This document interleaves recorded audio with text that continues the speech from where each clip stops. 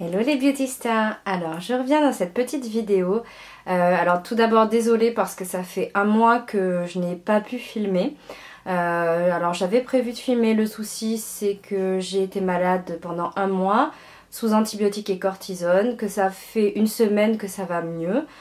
J'ai eu la voix complètement explosée, j'arrêtais pas de tousser, donc je me voyais pas du tout faire une vidéo pour vous faire une vidéo qui aurait été de piètre qualité parce que ça aurait pas tenu la route, j'étais complètement épuisée. Donc voilà, j'ai une bronchite qui n'arrivait pas à se soigner, donc je suis encore un petit peu cernée, un petit peu marquée par la fatigue. Voilà, et j'ai pas fait mon teint, je suis juste maquillée au niveau des yeux, mais j'ai pas fait mon teint parce que avec tous les antibiotiques, la cortisone, ma peau a vraiment morflé de chez morflé. Donc voilà, donc je reviens à ce début d'année, alors bonne année, même si c'est un peu tard, qui a été marqué pour nous par un événement très difficile puisque notre petite chienne Cassiope, que vous aviez vu lors d'une précédente vidéo, est morte début janvier.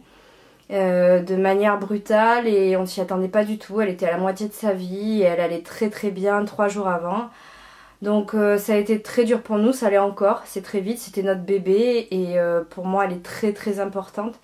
Voilà, c'était un membre de ma famille. Donc voilà, on a préféré, déjà j'ai été malade et après on a eu vraiment un moment aussi où on s'est recentré sur nous, on avait besoin de faire ce deuil tous les deux. Voilà, avec mon compagnon. Voilà, donc maintenant je vais passer à des choses un petit peu plus joyeuses parce que la vie continue et que je compte bien toujours vous faire des vidéos et vous parler de 2 produits qui font un gros beauty buzz en ce début d'année. Alors ces 2 produits, tout d'abord il y a un fond de teint qui est celui-ci. En lumière, je suis désolée, c'est catastrophique. J'ai un réflecteur mais il faut vraiment que j'investisse dans un projecteur parce que là c'est des contre-jours, je peux pas filmer avec la lumière en face, c'est catastrophique. Donc c'est le Dream Wonder Nude de Je mets Maybelline. Donc vous avez certainement dû entendre parler beaucoup un peu partout parce que c'est les nouveaux fonds de teint fluides.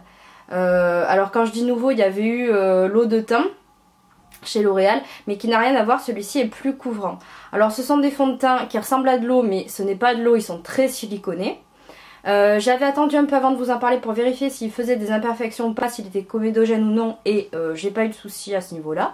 Donc il n'est pas comédogène, ça fait maintenant 15 jours que je l'utilise quasiment tous les jours, sauf aujourd'hui, parce que voilà, je voulais laisser ma peau vraiment tranquille.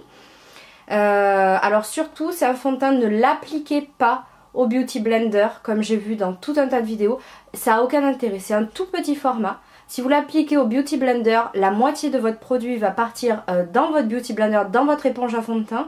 Et vous allez, un flacon comme ça, il vous tiendra même pas 3 semaines. Donc il n'y a vraiment aucun intérêt. Il s'étale très bien au doigt. Il est fait pour, tout simplement. Il n'est pas fait pour un pinceau, il n'est pas fait pour un Beauty Blender. Il est fait pour être appliqué au doigt. C'est vraiment important, c'est ce qui fait l'intérêt de la texture. Donc c'est un fond de teint qui est très fluide, qui se présente avec une petite pipette en forme de goutte. Alors je laisse au-dessus, c'est rare que ça coule, hein. Voilà. Donc alors c'est vrai que beaucoup de personnes n'aiment pas ce système là.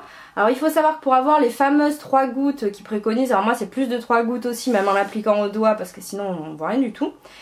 Il faut vraiment en fait prendre le chargé de produit. Ah ben là la goutte est tombée. Et mettre le doigt en dessous, et dès que vous avez le doigt en contact avec l'espèce de petit bout de la pointe, en fait ça vous fait tomber une goutte sur le doigt. Voilà. Mais c'est vrai que c'est pas du tout pratique, hein. C'est plus pour ressembler à l'encre de teint d'Yves Saint Laurent que concrètement pour avoir un intérêt, je pense, hein. Alors donc il se compose comme ça, il est très liquide, il faut l'agiter avant pour que les poudres se mélangent bien à la face siliconée, donc il faut bien l'agiter. Pourquoi moi j'ai été séduite par ce fond de teint? Alors je n'ai pas d'imperfection et j'ai la peau mixte et c'est un fond de teint qui convient parfaitement. Si vous avez des imperfections, des cernes, des rougeurs, ne cherchez pas, il n'est pas fait pour vous, clairement. Quasiment tous les fonds de teint qui existent ont des très bonnes couvrances et sont conçus pour les peaux à imperfection. Mais il n'y a pas beaucoup d'offres quand on veut simplement améliorer sa peau et l'unifier. L'eau de teint était un petit peu légère. Celui-ci est très bien et il est fait pour ça. Il n'est pas fait pour les peaux sèches parce qu'il vous marquera, vu qu'il a un fini poudré, que c'est poudre dans le silicone, il vous marquera toutes les imperfections. Sur les peaux matures, il n'est pas terrible non plus parce qu'il marque les plis et les rides, les ridules. Par contre, si vous avez une peau qui n'a pas d'imperfection, pas de cernes, moi là je n'ai pas d'anti-cernes et je n'ai pas des cernes très foncées, Donc vous pouvez parfaitement le prendre. Donc il m'a séduit par ce côté là parce que les effets de matière des fois ça plombe, ça plâtre, etc. Je voulais quelque chose qui unifie. J'ai des rougeurs souvent à ce niveau là et ici aussi et ça va très bien et surtout ça les camoufle. Parce que si vous en remettez, je parlais de la couvrance, si vous avez des rougeurs et que vous venez en remettre, vous verrez qu'il n'a pas une couvrance, vous pouvez moduler un peu mais ça reste un fini transparent quand même. Et surtout au niveau du fini, c'est un fini poudré. Donc quand comme moi vous avez la peau mixte avec la zone T qui brille, c'est idéal. Vous pouvez ne pas poudrer. Moi je repoudre tout le temps au pinceau juste la zone T. Mais il laisse vraiment ce fini poudré. Il a un glissant super, il s'applique très facilement, il fait pas de démarcation. C'est vraiment un coup de cœur. Après comparé à l'encre de teint d'Yves Saint Laurent que je n'avais eu qu'en échantillon, je peux pas vraiment vous dire. Paraît-il que c'est un dupe quasi parfait. Moi je pense que le bémol sur celui-ci c'est les teintes. Celle-ci c'est la 20. La 20 c'est le plus clair, hein. C'est beige éclat. Alors il faut savoir que déjà beige éclat est foncé. Moi j'ai une peau qui bronze très facilement en été, j'ai un teint olivâtre en hiver mais j'ai pas une peau extra pâle. Si vous avez un teint tirant vers le porcelaine, une peau très pâle, c'est pas du tout la peine, celui-ci fera trop jaune sur vous et même si certaines, j'ai vu pas mal de vidéos avant de faire la mienne pour voir un peu ce qui se disait et voir aussi confronter moi ce que j'en pensais. Si on dit en l'estompant ça va mieux, non, ça laissera clairement, si vous avez une peau très claire, ça laissera toujours un fini un peu jaunâtre. Mais en France, on n'a jamais les teintes les plus claires, enfin pas dans toutes les gammes, et en tout cas pas dans celle-là. Donc cette teinte, à mon avis en Yves Saint Laurent a des teintes beaucoup plus claires, je pense, d'après ce que j'ai vu aussi, que le Dream Wonder Nude. Donc voilà, donc c'est mon chouchou, vraiment, je le rachèterai, j'ai acheté celui-ci, je le rachèterai. Voilà, il est super en été à mon avis, normalement je mets pas de fond de teint mais si jamais vraiment j'ai des choses à cacher que je sais pas, je rougis, j'attrape un coup de soleil sur le visage, pareil, c'est vraiment mon chouchou mais il est top. Et niveau tenue, il ne bouge pas, enfin sincèrement il va vous toute la journée, il migre pas, il n'y a pas de zones qui redeviennent très brillantes. Il fait vraiment bien son job et pour un tout petit prix parce qu'il est à 12 €. Alors oui c'est une petite contenance mais il en faut vraiment très peu, c'est pour ça que je dis n'utilisez pas un beauty blender parce que c'est vraiment gâcher du produit. Et si la formule est siliconée c'est pour avoir du glissant sous les doigts et pas sous une éponge ou pas sous un pinceau. Donc le conseil de la maquilleuse ça serait ces produits sont faits pour être appliqués aux doigts, appliquez-les aux doigts et comme ça vous verrez vraiment leur utilisation optimale.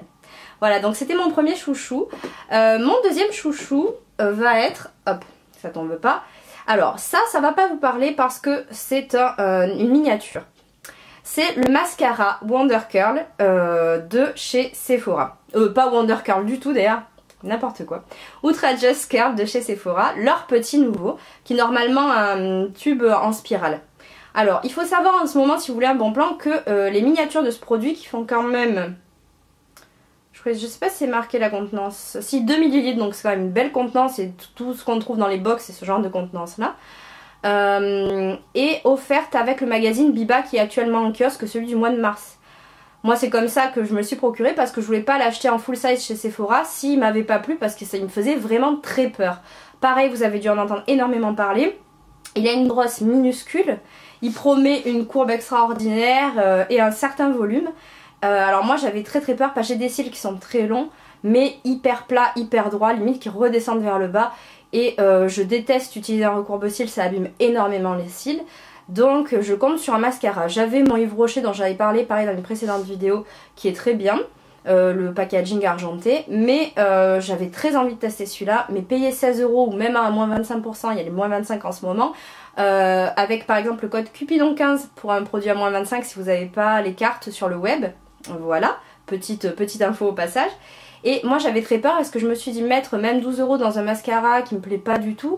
En règle générale quand je testais un nouveau mascara, si je suis pas sûre du tout de la brosse, que c'est une brosse comme ça que j'ai jamais essayé, j'essaye de l'acheter moins cher, d'aller dans des solderies ou autre parce que bon, c'est pas évident.